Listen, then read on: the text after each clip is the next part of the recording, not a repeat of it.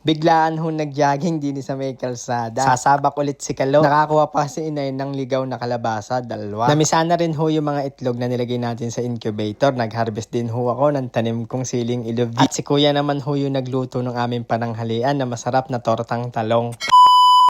Hi mga katrops, magandang buhay! Matagal-tagal na din ho, simula hindi ako nakapagpapawis sa pagja-jogging, kaya ayan, magja-jogging ho tayo saglit din ho sa Wawa. Dini lang din ho ito sa kubo mga katrops, kaya ayan, bago tayo mag-jogging, ako muna yung magkakaping barako para masarap-sarap yung ating pag-jogging. Si Uno ngayon nagja-jogging din, sumasabay sa atin. Kala naman ni Uno, papasyal tayo doon sa malayong malayo, kaya ayan o, inaantay ako, inaaya ako doon sa dulo mamasyal. Dini ho sa amin, kahit maglakad-lakad ka diyan, ay ayos na ayos. Lalo ho sa hapon, makikita mo yung kagandahan ng sunset. Pagbabaon ka lamang ng kape para maganda ang iyong tambay. Samahan mo na ng pandesal na mainit-init pa lalo't pagka umaga. Pag sa hapon naman ay tamang-tama na ang paborita sa kaho kaping barako na mainit-init. Ayan nga si Kalo ay kinuha na ni Itay, dinala na sa kubo para mapaliguan. Galing ho kasi si Kalo doon sa kanyang tubugan. Kalabaw ay bawal na bawal ho yung gamitin. Pang trabahong bukid pag madami ho siyang lupang nakadikit sa kanyang katawan. Kaya yung mga kalabaw namin din bago ho namin siya sabitan ay amin ho talaga siyang pinapaliguan. Pag kasi yung mga lupang iyan ay nainitan, ay sobrang init na yun para sa kalabaw. Kaya ang mangyayari ay maahapo ang kalabaw. Si Inay naman ho at saka si Kuya ay maggagrass cutter din ho sa paligid ng ating kubo mga troops. Nung nakasabit si Itay ng kalabaw pagkakauwi ay naggrass cutter na din siya. Pinagtulungan na ho nilang tatlo yung grass cutter natin mga katrops, kaya kayang-kaya ho talagang pagtulungan. Pag may katulong at nagtutulungan, mas mabilis ho magagawa ang mga trabaho. Yan palang ginagrass cutter nila yung puyan tanim natin melon. Ngayon ay meron ho yan naliligaw na kalabasa na bela. Dahil nga tinabunan na siya ng damo at di ko naman siya nabibisita mga katrops. Meron pala siyang 2 bunga. Ayan nga pala, tinanggal na din nila yung kalabasa diyan para malinis na din. Dini nga may nakita pang isang kalabasang Inay. Ayan, talagang dinampot agad bago ho madali ng grass cutter. Pagkakadampot, ayan binigay na ho sa akin. Yan palang kalabasa mga katrops. Mga ligaw na kalabasa iyan. Yung mga pinagbutuhan. Yung mga nabulok na kalabasa ko noon ay pinaghahagis ko diyan pampataba sa lupa. Yung mga buto naman, yung kaiba ay talagang tumubo kahit doon sa likod meron sa din. Sa pagkakaganda ng dahon ng kalabasa kahit di na muna ay talaga naman pag di mo inalaga.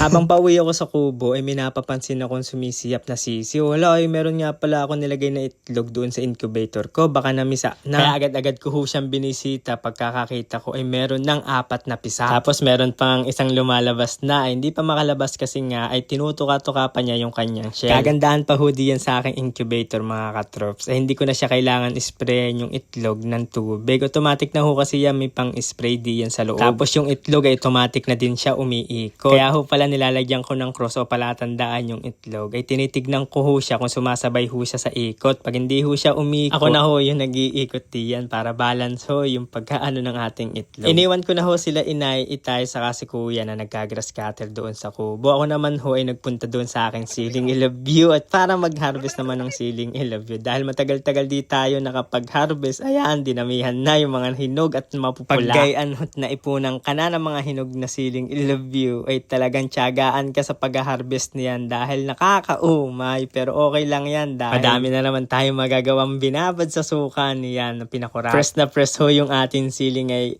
on, kaya talaga napakaganda hong ilagay sa suka niyan. Kukuha lamang ho ako ng mga 4 na kilo kaya 3 kilo ay uuwi ko na, bukas na ulit ako mag-harvest. Habang namimitas ako ng sili ay minapansin ako nagsasalita doon sa talungan. Si Inay pala nagpunta doon at nagpipitas ng talong. Kaya naisipan ko magpaluto ng tortang talong. Chinek ko muna doon sa itlogan ng manok kung ilan naga yung kanyang itlog. Kung kaya ba makapagpatorta ng itlog. Ano pala ng tortang talong. Doon pala sa kabilang kubo ay doon ko siya pinaiitlog yung mga manok. Kaso nga lang ay ayaw nila doon. Di nila gusto. Kaya hinayaan ko na lang na diyan na sila mangitlog. Bari lahat ho no nangingitlog kong manok. Diyan na sila nangingitlog sa isang itlogan lang. Yan pala yung mga kinakain ng aking mga manok mga katrops. Yung hong kalabasa, upo. Saka yung mga damo diyan kinakain din nila. Pero binibigyan ko pa sila ng pauti-utim feeds mga katrops para tuloy-tuloy ho yung kanilang pangingitlog. Naubos na ulit yung ating upo mga katrops pero may mga buko pa iyan, mga lalaki pa. Kaya sa susunod na ulit tayo makapagbigay ng mga gulay na upo. Medyo masama lang ho yung pakiramdam ko ngayon. Kaya sabi ko kay Kuya, siya na muna yung magluluto ngayon ng tortang masarap na talong. Tortang talong. Kaya nung pagkatapos ko mag-harvest ng sili, ako'y umuwi ng kubo tapos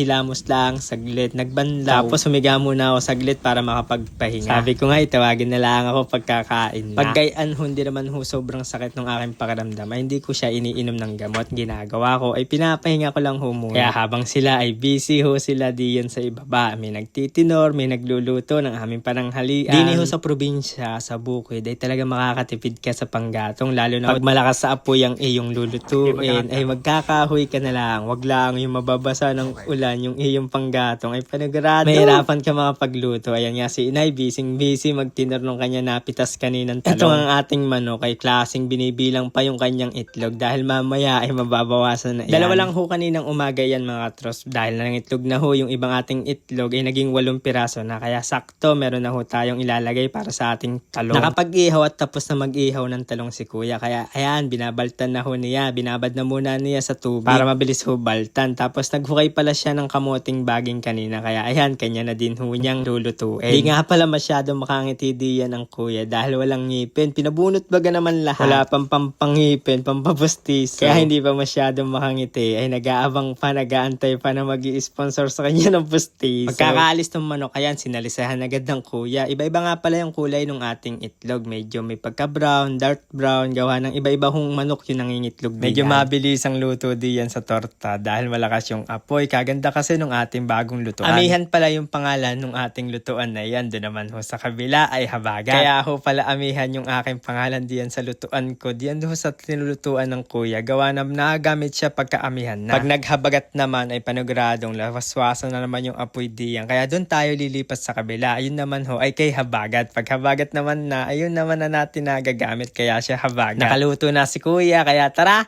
kain ho tayo mga katrops. Ang ulam ho natin din ho sa kubo ay tortang talong. Ang masarap na ulam sa talong. Konti lang pala yung nakain ko diyan mga katrops dahil nga masama ang aking pakiramdam. Kaya pagkatapos kong kumain, umakyat na ako at nagpahinga ulit. Kaya maraming salamat ho sa inyo mga katrops. Love, love!